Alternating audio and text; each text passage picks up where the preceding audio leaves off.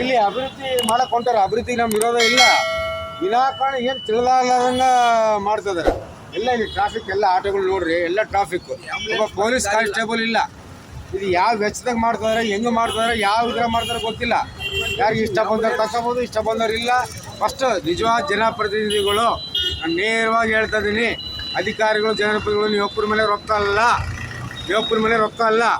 ಯಾವ ಎಸ್ಟಿಮೇಟ್ ಮಾಡಿರಿ, ಎಷ್ಟು ಖರ್ಚೈತೆ, ಎಷ್ಟು ಉದ್ದ, ಎಷ್ಟಾಗಲ್ಲ, ಏನು ಮಾಡಕ್ಕೆ ಹೊಂಟಿರಿ, ಎಲ್ಲ ಸಾಮಾನ್ಯರಿಗೆ ಒಂದು ಪ್ರೆಸ್ ಮೀಟ್ ಮಾಡಿ ಇಮಿಡಿಯೇಟ್ ಆಗಿ ಅಧಿಕಾರಿಗಳು ಇನ್ಕ್ಲೂಡಿಂಗ್ ಶಾಸಕರು, ಕಾರ್ಪೊರೇಟರ್ಗಳು, MP ಎಲ್ಲರೂ, ಜಿಲ್ಲಾ ಉಸ್ತುವಾರಿ ಮಂತ್ರಿ ಎಲ್ಲರೂ ಸೇರಿ ಇದು ಯಾವ್ಯಾವ ಲೆಕ್ಕದಲ್ಲಿ ಬಳ್ಳಾರಿ ನಗರದಲ್ಲಿ ಅಭಿವೃದ್ಧಿ ನಾವು ಬೆಂಬಲ ಇದೆ, ಯಾವ್ಯಾವ ಸ್ಥಳದಲ್ಲಿ ಅಭಿವೃದ್ಧಿ ಮಾಡ್ತಿರಲ್ಲ ಅದಕ್ಕೆ ಖರ್ಚು ವೆಚ್ಚ ಎಷ್ಟು, ಯಾವ ಅನುದಾನ ಇದೆ, ಯಾವ ರೀತಿ ನಾವು ಕೆಲಸ ಮಾಡ್ತಿದ್ದಮ್ಮ ಇಮಿಡಿಯೇಟ್ ಶೀಘ್ರವಾಗಿ ತಿಳಿಸ್ಬೇಕಂತೇಳಿ ಬಳ್ಳಾರಿ ಸಾರ್ವಜನಿಕರ ಪರವಾಗಿ ನಾವು ಆಟೋ ಯೂನಿಯನ್, ನಮ್ಮ ಬಳ್ಳಾರಿ ನಗರಾಧ್ಯಕ್ಷರು ಆಟೋ ಯೂನಿಯನ್ನು ಜೋಗಿ ಅಂತೇಳಿ ದಯಮಾಡಿ ಇದನ್ನು ಶೀಘ್ರವಾಗಿ ಎಲ್ಲ ಬಹಿರಂಗಪಡಿಸ್ಬೇಕು ಜನಪ್ರತಿನಿಧಿಗಳು. ಇಲ್ಲವಾದಲ್ಲಿ ಜನಸಾಮಾನ್ಯರ ಧ್ವನಿ ಅಂತ ಏನಂತ ನೀವು ನೋಡಬೇಕಾಗುತ್ತೆ, ಎದುರಿಸಬೇಕಾಗುತ್ತೆ. ದಯಮಾಡಿ ಅರ್ಥ ಮಾಡ್ಕೊಳ್ತೀರಿ ಅಂತ ನಂಬಿ ಈ ಸಮಸ್ಯೆಗೆ ಪರಿಹಾರ ಮಾಡಿಕೊಡ್ರಿ ಅಂತ ಕೇಳ್ಕೊಳ್ತಾ ಇದ್ದೀವಿ.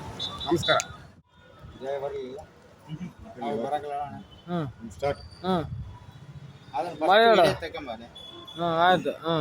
ನಮಸ್ಕಾರ.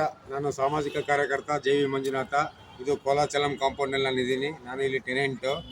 ಇಲ್ಲಿ ಅವೈಜ್ಞಾನಿಕವಾಗಿ ಓಪನ್ ಡ್ರೈನೇಜ್ ಆಗಿಂತ ತೆಗೆದಾರ.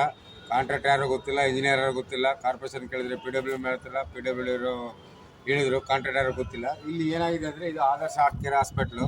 ಭಾಳಷ್ಟು ಜನ ಇದು ಹಾಸ್ಪಿಟ್ಲ್ ಓಣಿನ ಅಂತಲೇ ಕರೀತಾರೆ ಬಳ್ಳಾರಿಯಲ್ಲಿ. ಹಳೆ ಬಸ್ ಸ್ಟ್ಯಾಂಡ್ ಇದ್ರೆ ಕೋಲಾಚಲಂ ಕಾಂಪೌಂಡು. ಇಲ್ಲಿ ಓಪನ್ ಆಗಿ ಡ್ರೈನೇಜ್, ಆದರ್ಶ ಆರ್ಟ್ ಹಾಸ್ಪಿಟ್ಲ್ ಡ್ರೈನೇಜು ಇಲ್ಲಿ ಓಪನ್ ಆಗಿ ಕಟ್ ಮಾಡಿದ್ರಿ. ಇಲ್ಲೇ ಎಲ್ಲ ಮಲ ವಿಸರ್ಜನೆ ಎಲ್ಲ ಇಲ್ಲಿಗೆ ಬರ್ತೈತೆ. ಒಬ್ಬ ಕಾಂಟ್ರಾಕ್ಟರ್ ಒಬ್ರಿಗೆ ಒಂದು ಇಂಟಿಮೇಷನ್ ಇಲ್ಲ.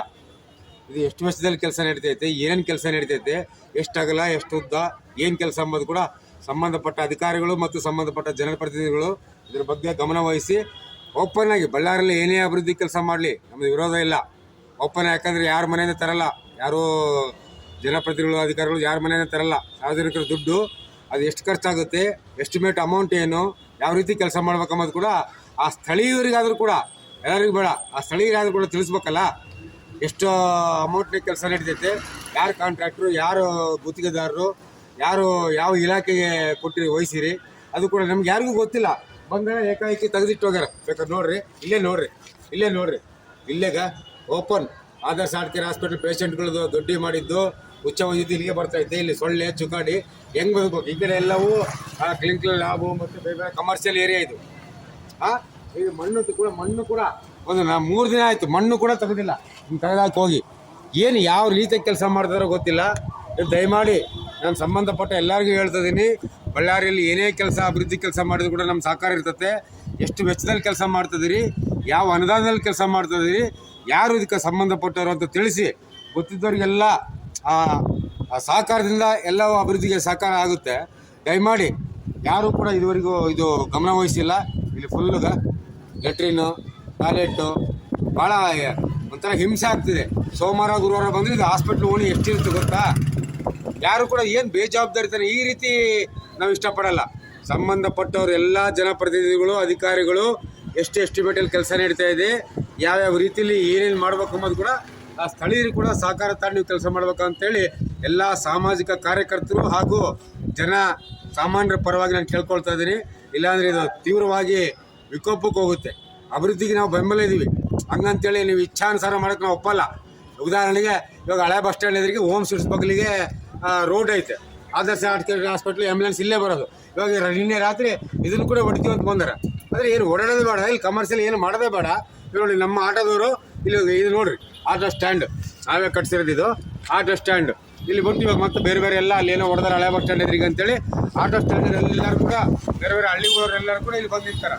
ಅವ್ರು ಮಾಡ್ಕೊಳಕ್ಕೆ ನಮ್ಗೆ ತೊಂದರೆ ಇಲ್ಲ. ಇಲ್ಲಿ ಇಕ್ಕಟ್ಟು ಇಲ್ಲಿ ಯಾರು ಒಬ್ಬರು ಕೂಡ ಟ್ರಾಫಿಕ್ ಪೊಲೀಸರು ಇರಬೇಕಲ್ಲ.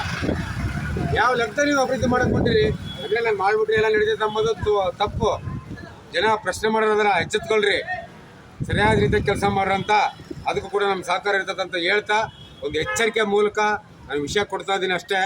ಈಗ ಸಂಬಂಧಪಟ್ಟೋದಕ್ಕೆ ಉತ್ತರ ಕೊಡಲಿಲ್ಲ ಅಂದರೆ ಬೇರೆ ಬೇರೆ ಲೆಕ್ಕದಾಗ ಸಂಘ ಸಂಸ್ಥೆ ಬೇರೆ ಬೇರೆ ಪಾರ್ಟಿಗಳು ಎಲ್ಲರೂ ಸೇರಿ ಒಂದು ಬೃಹತ್ ಮಟ್ಟದಲ್ಲಿ ಬಳ್ಳಾರಿಯಲ್ಲಿ ಹೋರಾಟ ಮಾಡಬೇಕಾಗುತ್ತೆ.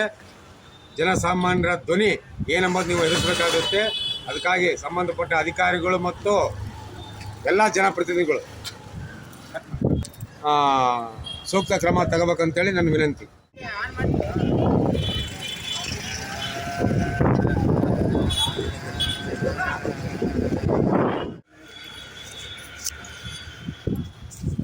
ಯಾರ ಕಡೆ ನೀನು ಗುಜೇರ್ ಅಂದ್ರೆ ರೋಡ್ನಲ್ಲಿ ಹೆಂಗಂದ್ರೆ ತಕೊಂಡು ಯಾವನ ಹೇಳ ನೀನು? ಅಲ್ಲ ಯಾವನ ಹೇಳ ಅಂದ್ರೆ ಯಾರು ಕಾಂಟ್ರಾಕ್ಟ್ ಹೇಳ್ಯಾರ ಇಂಜಿನಿಯರ್ ಹೇಳ್ಯಾರ? ಖರ್ಚು ಬರ್ತಾವ್ರಿ ಯಾರು ಮನೆಗಳು ಸದ್ಯ ನುಗ್ಗಿ ಬಿಡ್ತಾರೆ ಹೆಂಗಾರೆ? ಒಳಗೆ ಹಾಕ್ನೋಡಿ ಪೊಲೀಸರು ಕರೆಸಿ